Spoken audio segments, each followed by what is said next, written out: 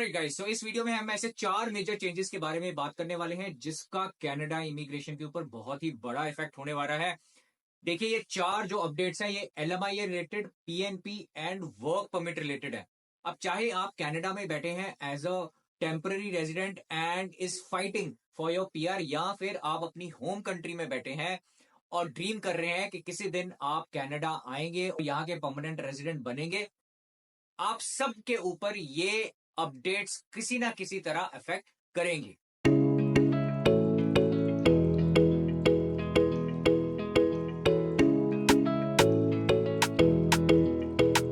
Now the first huge update is related to visitor visa and work permit policy. देखिए, आपको इस policy के बारे में और जानने से पहले या इसका क्या इफेक्ट आगे पड़ने वाला है उसको जानने से पहले थोड़ा इसका बैकग्राउंड जानना बहुत जरूरी है। देखिए, ये जो पॉलिसी लाई गई थी कनाडा गवर्नमेंट के द्वारा, वो लाई गई थी अगस्त 2020 में because of Covid related travel restrictions. अब कई लोग कनाडा में आए थे विजिटर वीजा में, and because of these travel restrictions वो अपनी होम कंट्री में ट्रैवल वापस नहीं कर पा रहे थे। और ये सिर्फ कनाडा में नहीं, ऐसे हर एक कंट्री में ये ट्रैवल रिस्ट्रिक्शंस लग गई थी। तो तब कनाडा गवर्नमेंट ये पॉलिसी लेके आया था कि आप यहाँ पे काम कर सकते हैं, तो उसके लिए मगर आपको अपने लिए जॉब ढूंढनी पड़ेगी और मेक श्योर करें कि वो जो जॉब आप ढूंढ रहे हैं वो एलएमआईए बेस्ड हो, that is employer specific work permit होना चाहिए। तो उस वक्त तो कनाडा गवर्नमेंट ये पॉलिसी 2 साल के लिए लेके आए थे। नाउ प्लीज अंडरस्टैंड, ये जो पॉलिसी लेके आए थी कनाडा गवर्नमेंट, ये स्पेसिफिकली उन्हीं लोगों के लिए लेके आए थे जो कि कनाडा में बिकॉज ऑफ ट्रैवल रिस्ट्रिक्शंस फंस गए थे। लेकिन एजेंट्स जो हैं, हमारे प्यारे एजेंट्स जो हैं अक्रॉस द ग्लोब, उन्होंने इसको एज अ एक्सीलेंट अपॉर्चुनिटी लिया और लोगों को विजिटर वीजा पैकेजेस सेल करने शुरू कर दिए। बात यही नहीं रुकती है, जब कनाडा गवर्नमेंट को रियलाइज भी हुआ कि ऐसा कुछ बैकडोर एंट्री के थ्रू लोग आ रहे हैं और ऐसा कुछ काम हो रहा है, लोग विजिटर वीजा पे कनाडा आ रहे हैं और फिर काम ढूंढ के एलएमआईए ले रहे हैं, एम्प्लॉयर बेस्ड वर्क परमिट ले रहे हैं, तब भी कनाडा गवर्नमेंट ने इस रिलेटेड कोई एक्शन नहीं लिया, बल्कि ये पॉलिसी को और 2 साल तक एक्सटेंड कर दिया जिसका एंड डेट फेब्रवरी 2025 है। लेकिन अब कनाडा गवर्नमेंट ने ऐसा क्यों किया, इसके पीछे क्या रीजंस है, वी डोंट नो। ये उनको ज्यादा पता है, आप भी समझदार हैं, आप भी समझ गए होंगे क्या रीजंस हो सकते हैं। बट कनाडा गवर्नमेंट ने विद इमीडिएट इफेक्ट ये प्रोग्राम को खत्म कर दिया है। अब इसका बेसिकली ब्लेम इनके ऊपर खुद ही जाता है, बिकॉज कनाडा की सिचुएशन इस वक्त ये है कि एक्सेस इमिग्रेंट्स यहाँ पे हैं। कनाडा इतना केपेबल नहीं है कि इतने सारे इमिग्रेंट्स को हैंडल कर सके, ना लोगों के पास जॉब्स हैं। अनएम्प्लॉयमेंट 6.5% से 11% इंक्रीज हो गई है, बट ट्रस्ट मी 11% भी एक्चुअल फिगर नहीं है। एक्चुअल फिगर अगर पिछले 2 साल का आप डेटा पकड़ेंगे तो कहीं ज्यादा है। और उसके अलावा रेंट्स इतने ज्यादा बढ़ चुके हैं, इतना ज्यादा महंगाई हो चुकी है कि यहाँ पे सरवाइव करना बहुत ही ज्यादा मुश्किल है।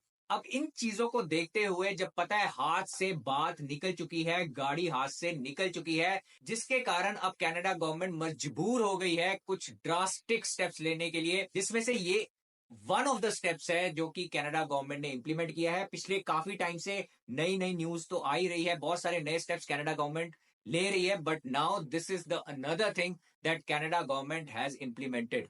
लेकिन आप इसको दूसरे नजरिए से देखिए, ये जो प्रोसेस कनाडा गवर्नमेंट ने एंड किया है ये सिर्फ ऑनलाइन किया है। लेकिन अगर आप कनाडा में हैं तो आप फ्लैग पोलिंग कर ही सकते हैं, उस पर कोई अभी रिस्ट्रिक्शन नहीं डाली है। इसका मतलब ये है कि अगर आपके पास जॉब ऑफर है और आपके पास वैलिड एलएमआईए है, आप कनाडा को लीव कर सकते हैं और यूएस का बॉर्डर क्रॉस करने से पहले वापस यू टर्न लेके कनाडा की तरफ आ सकते हैं और पोर्ट ऑफ एंट्री में अपने वैलिड डॉक्यूमेंट्स दिखा के आप अपने टेम्पररी रेजिडेंट का जो स्टेटस है वो वर्क परमिट में कन्वर्ट कर सकते हैं। ऑनलाइन का प्रोसेस एनीवेज बहुत ही लंबा है, it takes weeks and months to complete the entire process to get your work visa, but flagpoling के through 30 minutes, in under 30 minutes you can get your temporary resident status changed। उस वक्त आपका direct interview होता है वहां के officer के साथ। बट वहां का एक बहुत बड़ा नेगेटिव पॉइंट भी ये है कि अगर ऑफिसर को लगा कि उसको जो आप बता रहे हैं उसमें सच्चाई नहीं है, उसमें कुछ रॉन्ग इंफॉर्मेशन भी दी जा रही है, मगर उसी वक्त आपको कनाडा लीव करने के इंस्ट्रक्शंस भी मिल सकते हैं। प्लीज नोट, अगर आप इंटरनेशनल स्टूडेंट हैं और आप पोस्ट ग्रेजुएट वर्क परमिट के लिए पोर्ट ऑफ एंट्री जा रहे हैं तो प्लीज ये प्रोसेस को कनाडा गवर्नमेंट ने खत्म कर दिया है। अब आप वहां पे जाके ये प्रोसेस को नहीं कर पाएंगे। Another massive news and people are extremely confused about the same. लोगों को पता नहीं है एग्जैक्टली ये न्यूज में चल क्या रहा है। वंस फॉर ऑल मैं अभी इस वीडियो में आपके सारे डाउट्स क्लियर करने वाला हूं और ये न्यूज है हमारे LMIA रिलेटेड। नाउ गाइस, जो भी मैं अभी बोलने वाला हूं, trust me, this is real and I have seen it from my own eyes.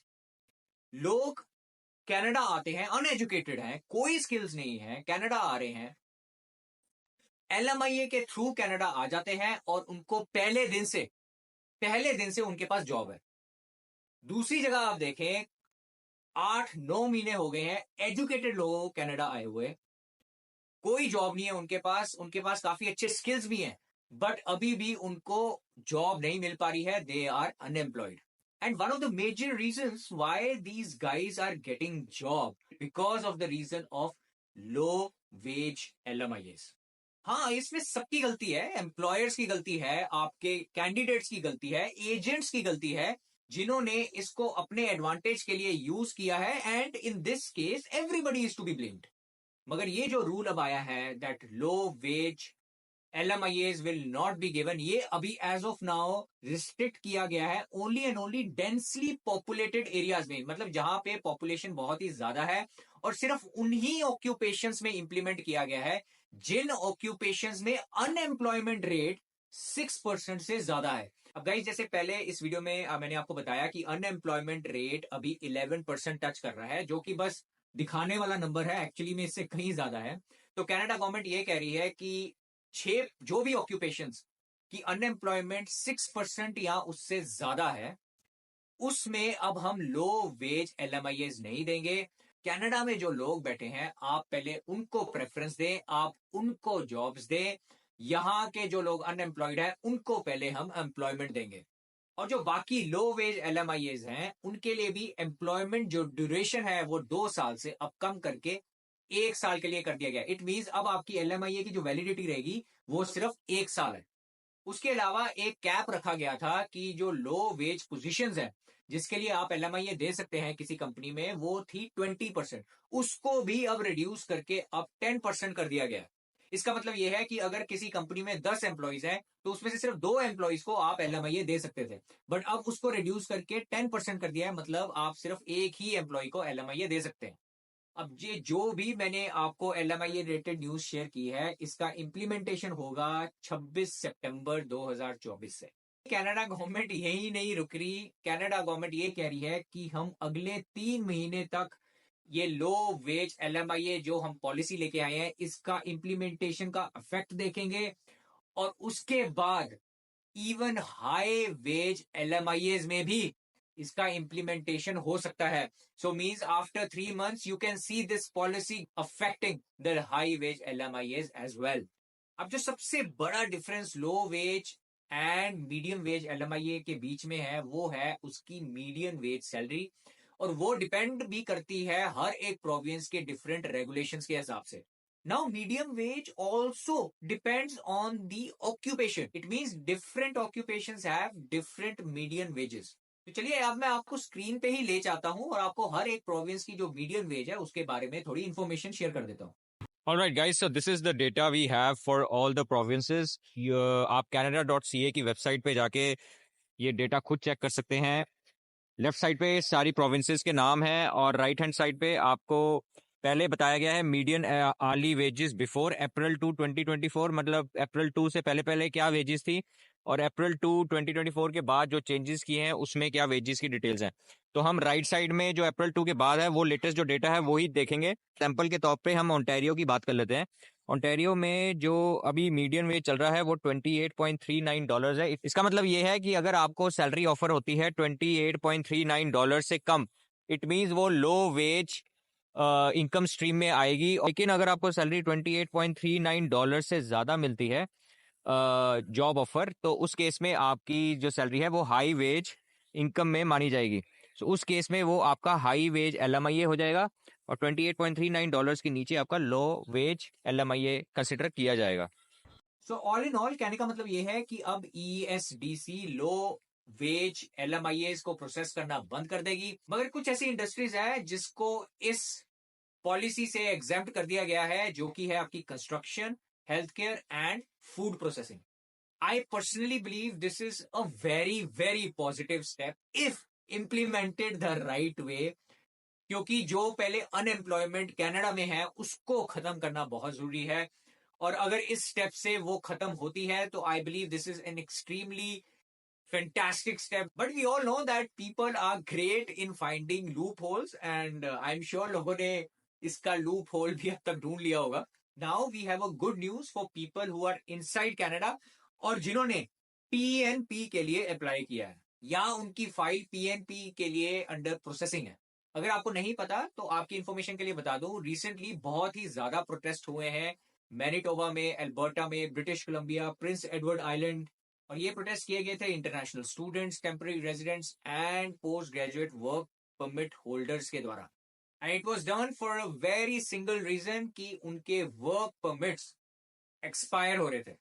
अब जो भी वर्क परमिट होल्डर्स हैं जिनकी एप्लीकेशन पेंडिंग है अंडर PNP, वो अब वर्क परमिट एक्सटेंशन के लिए अप्लाई कर सकते हैं। अब इस related work permit extension related 3 basic requirements हैं जिनको पूरा करना बहुत ही जरूरी है।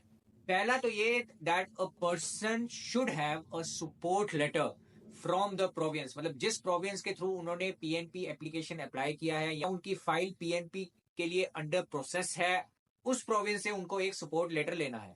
उसके अलावा एप्लीकेंट के पास एक जॉब लेटर होनी चाहिए या सपोर्टेड जॉब ऑफर होनी चाहिए फ्रॉम द एम्प्लॉयर। और तीसरी रिक्वायरमेंट ये है कि वही लोग वर्क परमिट एक्सटेंशन के लिए अप्लाई कर सकते हैं जिनका work permit May 7th of this year to 31st December of this year के बीच में एक्सपायर हो रहा है या एक्सपायर हो चुका है। सिर्फ वो ही लोग ये वर्क परमिट एक्सटेंशन के लिए अप्लाई कर सकते हैं। तो ये 3 बेसिक रिक्वायरमेंट्स हैं जिसका फुलफिल होना बहुत ही जरूरी है। अब मैनिटोबा ऐसी पहली प्रोविंस थी जिन्होंने रिक्वेस्ट किया था फेडरल गवर्नमेंट को कि इस टाइप की इंप्लीमेंटेशन की जाए। उसके बाद followed a suit by Alberta, फिर अल्बर्टा ने रिक्वेस्ट की and then federal government finally decided that let's keep this policy open for all the provinces till end of December 31st. So this is a limited opportunity. This is not a policy which is valid for years to come, but its restriction is only till 31st December 2024. इसके अलावा 2 और बहुत बड़ी PNP related updates हैं। पहला तो ये कि सस्कैचुअन प्रोविंस जो है उनका एक प्रोग्राम था which is called SINP, hard to fill skill pilot program, वो अब permanently, I repeat permanently close कर दिया गया है। Now that program is no more there and it is been done with immediate effect. लेकिन अगर आपकी एप्लीकेशन ऑलरेडी अंडर प्रोसेस है for this program, then you don't need to worry, your application will be processed और जो उसका system है follow करने का वो चलता रहेगा। आपकी एप्लीकेशन पे कोई भी इफेक्ट नहीं आएगा। उसके अलावा दूसरा प्रोग्राम है हमारा rural and northern immigration pilot program. ये भी इफेक्टिव 31 अगस्त 2024 जो कि निकल चुका है, इज ऑल्सो बीन क्लोज्ड। ये प्रोग्राम को लॉन्च किया गया था अगस्त 2022 में और इस प्रोग्राम के थ्रू 2750 इन्विटेशंस देने का डिसीजन लिया गया था इन एवरी ईयर। और इस प्रोग्राम में जितनी भी कम्युनिटीज आती थी, हर एक कम्युनिटी को अलाउ था 125 इन्विटेशंस पर ईयर देने का। But a new format for this program is going to be launching very soon this year, बहुत ही जल्द, प्रॉब्ली हो सकता है सितंबर के एंड ही या फर्स्ट वीक के अक्टूबर के आसपास। A new format of this program will be launched. इस प्रोग्राम रिलेटेड और भी जो इन्फॉर्मेशन होगी मैं आपके साथ डेफिनेटली इस चैनल पे शेयर करूंगा। Well guys, that would be all. Thank you so much for watching this video. I hope you loved it और आपको ये सारे अपडेट्स once for all अच्छे से समझ आ गए होंगे।